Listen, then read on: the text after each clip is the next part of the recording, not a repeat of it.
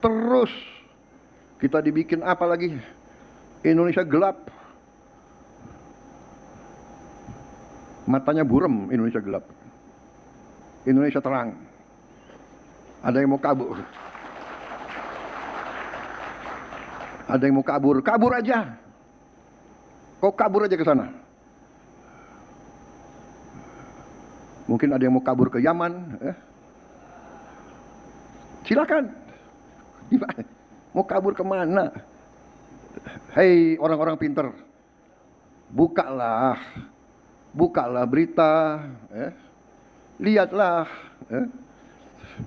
Kita ditempatkan sebagai negara yang paling aman di dunia sekarang. Kabur aja deh. Iya, kabur aja biar kita nggak gaduh. Oh, kalau punya teman, punya menteri nggak bagus, saudara, efeknya juga jelek. Saya bisa buktikan. Dulu ada menteri segala urusan. Dulu, kalau mahasiswa lagi protes, demo, apa dia bilang? Yang protes-protes keluar dari Indonesia. Selalu begitu. Saudara, selalu begitu. Alhamdulillah 1,5 tahun mimpin, presiden yang baru ini nggak pernah mengucapkan itu. Alhamdulillah. Minggu kemarin dia ketemu tuh sama menteri segala urusan zaman dulu. Ngobrol semeja, minta nasihat. Habis dapat nasihat, si pemimpin langsung ngomong, mau apa tuh protes-protes Indonesia gelap? Kabur aja sono ke Yaman. Gara-gara apa tuh? Punya teman jelek, saudara. 1,5 tahun presiden kita nggak pernah ngomong begitu. Kenapa hari ini dia mengatakan begitu? Ngobrolnya sama provokator, minta nasihatnya sama orang jelek. Dulu kan yang bicara begitu bukan presiden, ada menteri segala urusan, tahu kan? Tahu kan? Dipanggil lagi, ditemuin, diajak ngobrol, ada apa? Nular, saudara. Minta nasihat dari orang bejat akan dapat nasihat yang bejat. Maka itu saya tanya, apa kata Nabi tadi, saudara? Berpengaruh gak kawan? Berpengaruh gak menteri? Berpengaruh. 1,5 tahun presiden kita nggak pernah ngomong begitu. Nggak pernah. Kemarin tahu ngomong, yang bilang Indonesia buram tuh siapa tuh? Indonesia ini terang. Kalau nggak suka Indonesia buram, sono kabur, sono kabur. Nah, kalau yang dulu ngomongnya kabur keluar Indonesia, ini malah nambah, kabur ke Yaman. Tahu dosa Yaman apa sama dia? Pakai nyebut-nyebut Yaman, ada apa?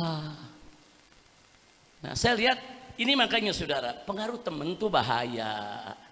Bapak Presiden kalau cari menteri yang bagus, penasehat yang bagus, nanti Bapak Presiden juga bicaranya akan bagus, insya Allah. Tapi kalau Bapak Presiden ngobrolnya sama menteri segala urusan di rezim yang lalu, saudara, yang banyak ngebohong, yang keras, kasar, arogan, suka ngusir-ngusir orang, ya begini akibatnya, ketularan.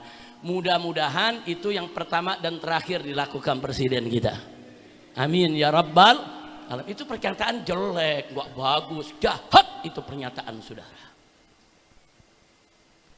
Saya buktikan yang kedua, saudara. Kalau dulu ada menteri segala urusan nyebut ngusir keluar negeri kalau mau protes-protes. Presiden kita minta nasihat, tahu-tahu ngomongnya sama, pergi ke luar negeri. Nah, kalau mau protes-protes. Nah, sekarang ada tambahan malah, pergi ke Yaman. Nah, dari mana nih kata Yaman keluar, saudara? Ternyata ada sebabnya lagi. Ada Jenderal Baliho yang udah lama nggak dipakai, saudara, udah diparkir. Tahu-tahu kemarin dipanggil ke istana, diangkat menjadi penasehat presiden bidang pertahanan nasional. Dilantik lagi, saudara. Jenderal Baliho ini, saudara, diduga kuat dengan bukti-bukti yang kita miliki, indikasi-indikasi yang sudah kita kumpulkan, saudara, satu, langsung atau tidak langsung dia terlibat dalam tragedi KM 50. Setidaknya dia ikut siaran pers yang penuh kebohongan bersama Kapolda Metro Jaya saat itu. Dengan bukti-bukti palsu, dengan pistol palsu, peluru palsu, saudara, semuanya serba palsu. Dia fitnah 6 syuhada. Orang ini ikut dalam wawancara, bahkan ikut pegang pedangnya, saudara, untuk menunjukkan betapa jahatnya ini laskar. Syuhada pakai senjata menyerang polisi, bohong. Orang ini terlibat. Yang kedua, kita juga sudah punya bukti-bukti, indikasi-indikasi kuat kalau orang ini juga terlibat, saudara, entah itu membina, entah itu membiayai, entah itu mendukung, saudara, dalam gerakan begal nasab. Orang-orang yang terlibat di begal nasab, saudara, seperti laskar-laskar setan. Kan acaranya didatangi sama orang ini, diberikan pembinaan, diberikan dukungan. Ini orang bermasalah dalam KM 50, dalam urusan adu domba anak bangsa, dalam urusan menghina para habaib. Saudara, kenapa diangkat jadi penasehat presiden? Pantas saja presiden bilang pergi sono ke Yaman, karena Jenderal Bariho ini memang benci Yaman. Jadi saya lihat, oh ini kata Yaman datangnya dari setan ini nih, berteman sama setan jadi setan. Kira-kira jelas gak? Mudah-mudahan ini yang pertama dan terakhir buat Bapak Presiden. Kita doain biar Bapak Presiden dapat taufik dan hidayah. Tapi kalau Bapak Presiden terus mengulangi, terus ingin menjadikan orang-orang Yaman sebagai musuh, ya kami siap saja, Pak. Enggak, kami enggak mundur, kami enggak takut, siapapun akan kami lawan. Yang menyebarluaskan sikap rasis, fasis, benci dengan kesukuan, kurang ajar. Yaman itu bukan musuh bangsa Indonesia. Wali Songo itu, saudara, dari klan Ba'alwi, ulama Yaman, kakek moyangnya dari Yaman, yang mengislamkan Indonesia, saudara. Habaib, saudara, yang datang mengislamkan Palembang, yang datang mengislamkan Kalimantan, mengislamkan Sulawesi, mengislamkan Maluku, mengislamkan Irian, habaib yang datang dari Yaman. Mestinya kau bersyukur, berterima kasih, bangga kepada keturunan Yaman di negeri ini, saudara.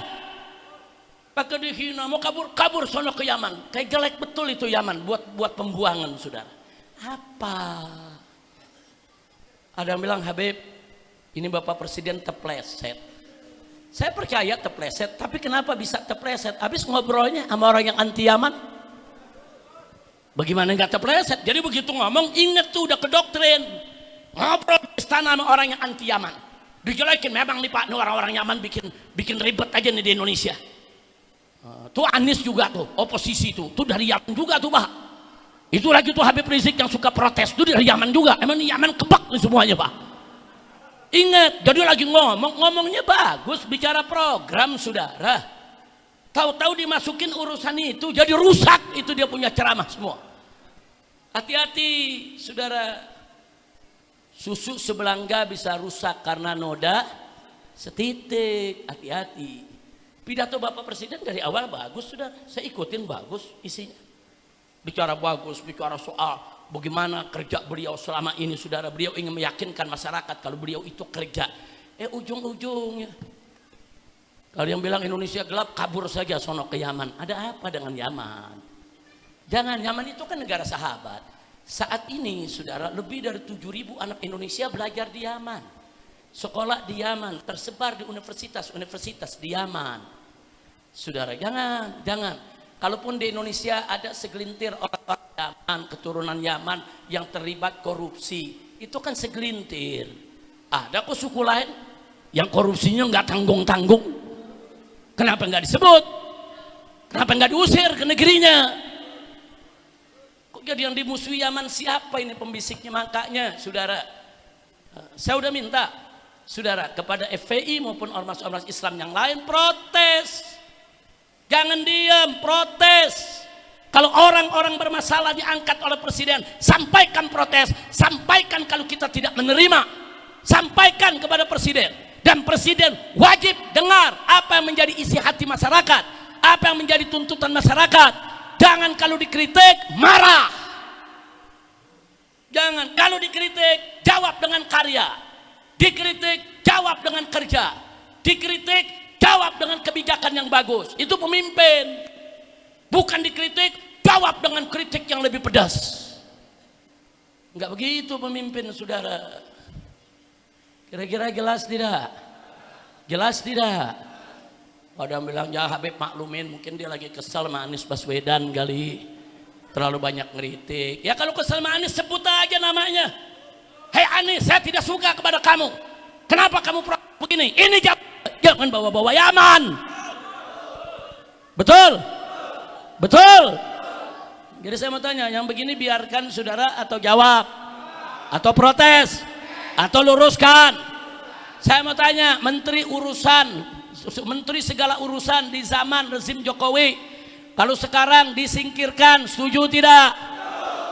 Jenderal Baliho yang terlibat KM 50, saudara langsung ataupun tidak langsung, dan terlibat dalam operasi begal nasab, mengadu domba habaib dengan kiai.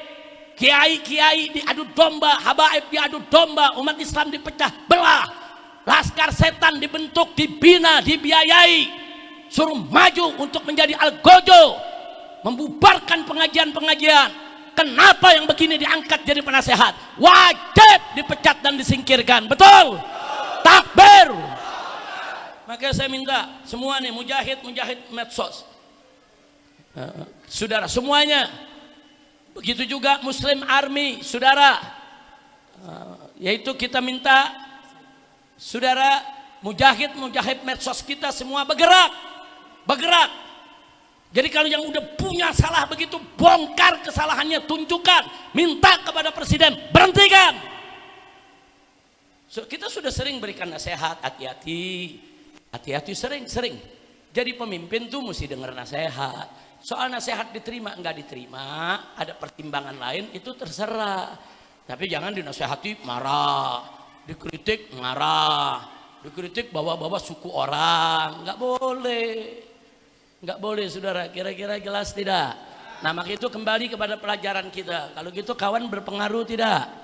Penasehat berpengaruh tidak? Menteri berpengaruh kepada pemimpin tidak? Saya mau tanya semua di sini, siap cari kawan yang baik?